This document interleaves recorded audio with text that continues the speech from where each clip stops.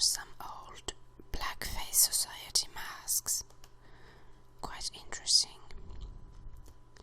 They look a bit like crocodile heads, but I'm not sure what they are supposed to be.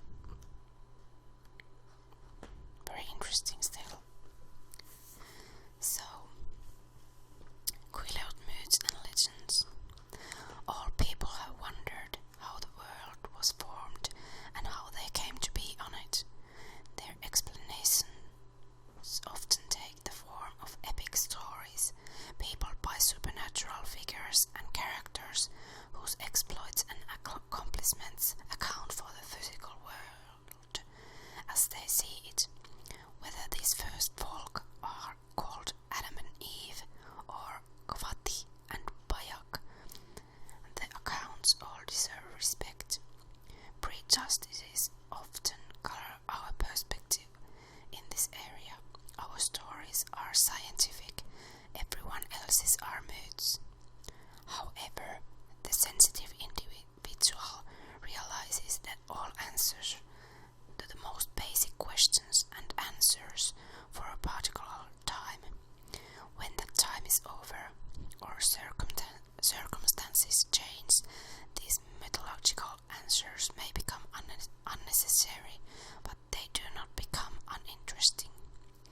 It is as if the myths and the creatures who inhabit them are waiting to spring back to life should things return to the old ways. Quileute myths were such answers and were replaced by the explanations of missionaries and school teachers after contact. However, a picture of Quileute life before the arrival of the whites is incomplete without a feeling for the answers their myths provide.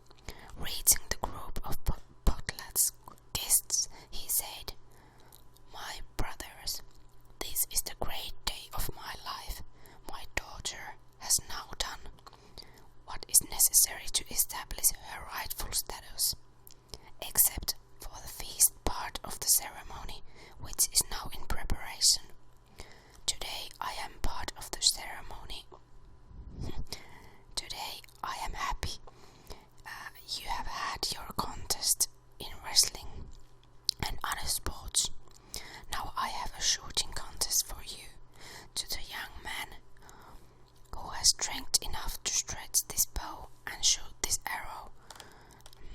I will give my daughter in marriage. That is the price. Here is the bow and arrow. Try your luck." Thus saying, he threw the great piece of wood down with a thud and seated himself on a nearby log to await the outcome of the shooting contest. No sooner was the challenge made than accepted. Bear was the first to try his skills. He bent his back to lift the log-like bow, but he could not raise it a finger's width above the ground. Then he tried to lift just one end of it, and even this he could not do. As he retired, the lookers on jeeringly laughed at him. As Bear sat down, up jumped Cougar, as he laughingly remarked, "Oh, that's nothing. I can shoot that arrow." But he could not raise the bow a hand's breadth above the ground. And then giving up, he declared that no one living except the whale could shoot with that bow and arrow, and that anyone was a fool to try it. At this moment, up sprang Rabbit, jumped about the bow and over it for several times, chewed on the bowstring an instant, and then hopped away onto the nearby bushes, as everyone laughed loudly. Then, just as the laughing at Rabbit was about to cease, all eyes were turned upon Jojo, the winter wren. You know, he is a gay fellow, and always ready to go on a courting trip at any and all times. "Mr. Wren," shouted nearly everyone present, "try your luck and win the prize. It would do you good to win this young lady.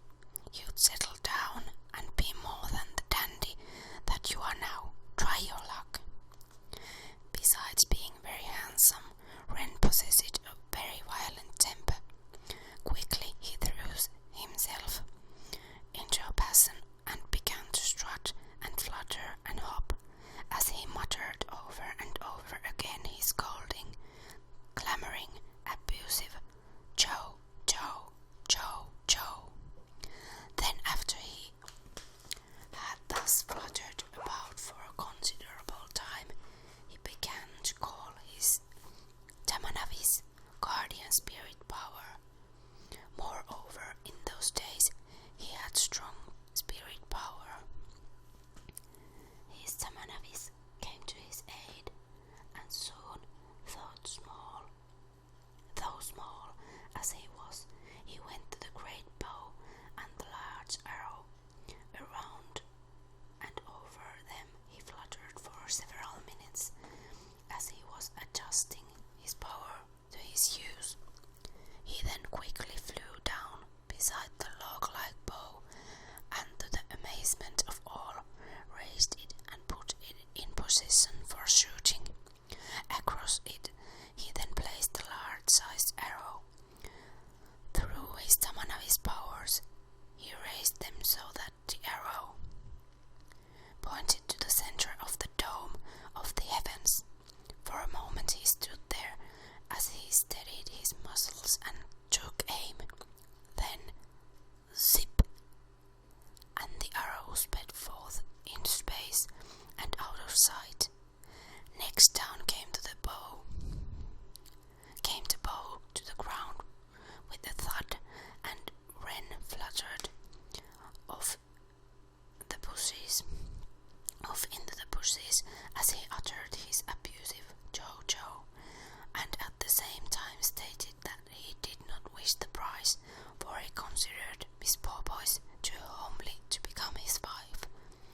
Under ordinary circumstances, this refusal of Wren, couched in language as it was, would have brought serious trouble, but in this case his sayings were not noticed. What to see what had become of the ponderous arrow. It went up, straight up out of sight, and it did not come back to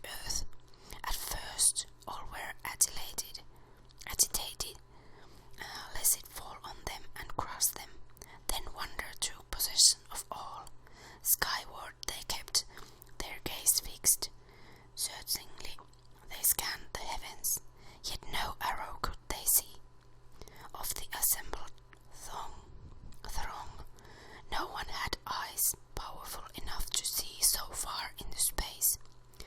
Suddenly it was discovered that Snail had not attended the potlatch.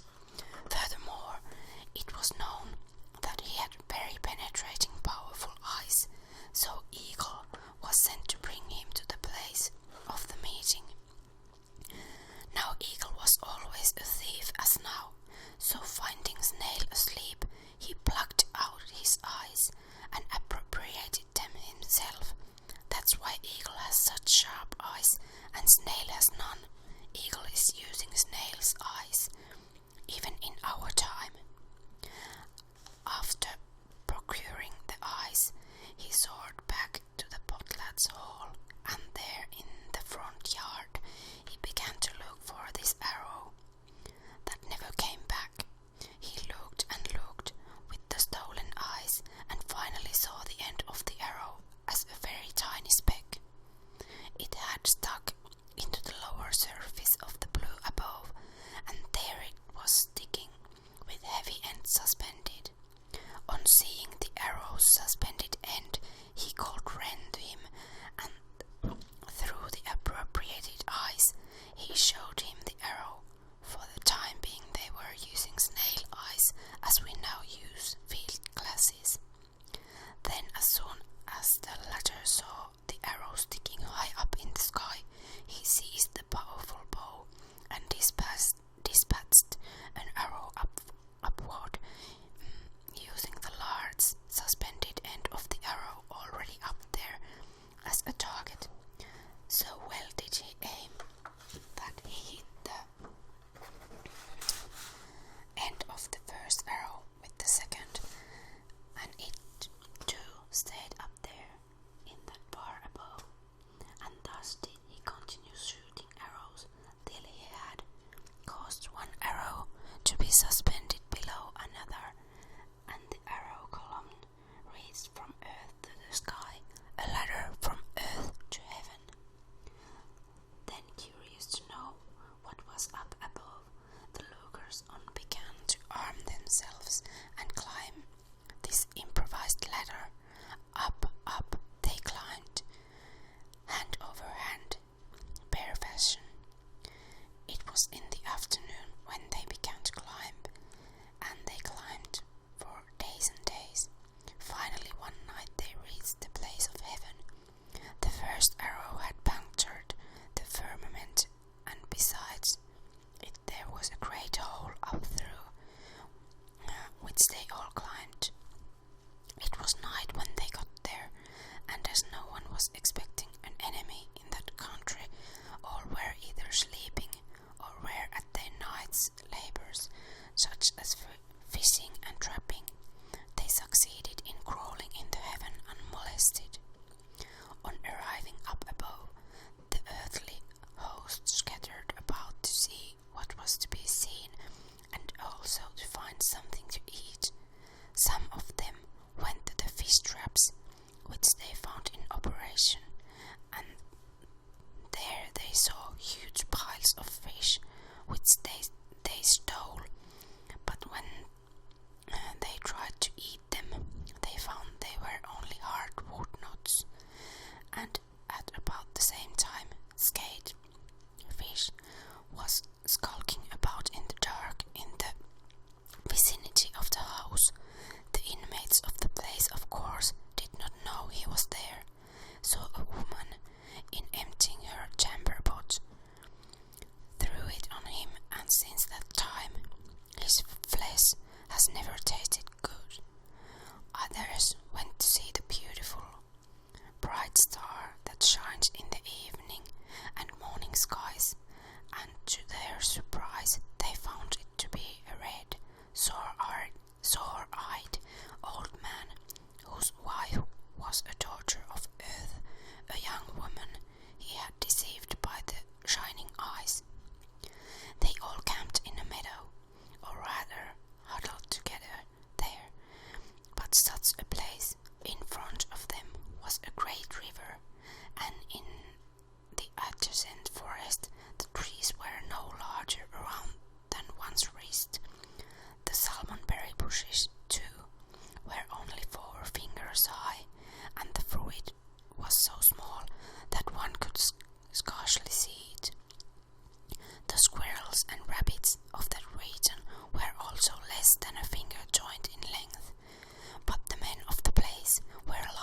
and strong, for they lived on the first of the streams.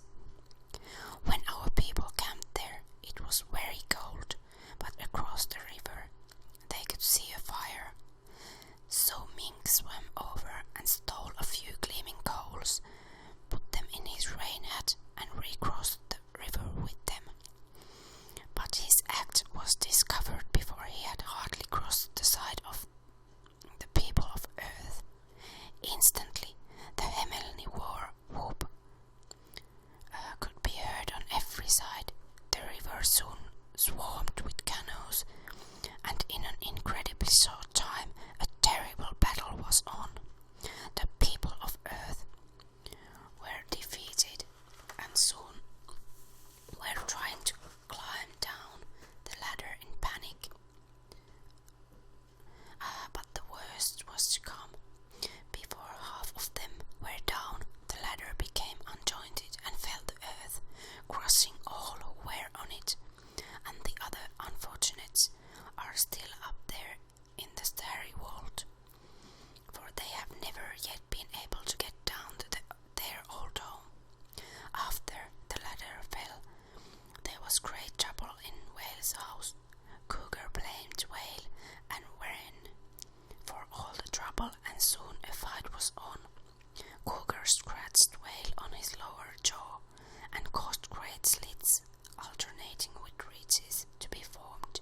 You can see them on Whale's chin and breast to this day. Finally, to escape with his life, Whale took to the sea with his daughter, Miss Porpoise, where they have lived ever since. At the same time, Wren, who was also very much scared, made his body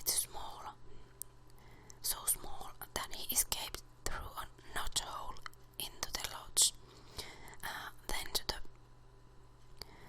brush he betook himself for protection, and has been a small skulking about fellow ever since. The people of Earth, who were still up above when the ladder became disjointed, are there still. Some were made stars, others were more powerful than their neighbors, and now are ruling chiefs in their own respective sections, but none have ever been able to get back to Earth. The great snake, the Milky Way, which encircles the dark sky, big elk and little elk, big and little dippers, cougar, bear, the smelt dip net, whale's chair, Cassiopeia, skate, fish, salmon, wren's meat tray, delphinus, these and many more you can see any clear night. Rainbow is also still up there. We see it in the daytime. As you know, it is a huge bird, and the bright colored arches we see are its legs. Its feet are armed with powerful talons, with which it often seizes firm hold upon the earth, but its large body, the clouds, is in the sky, and though it often struggles hard, it cannot draw itself down to the earth by its grip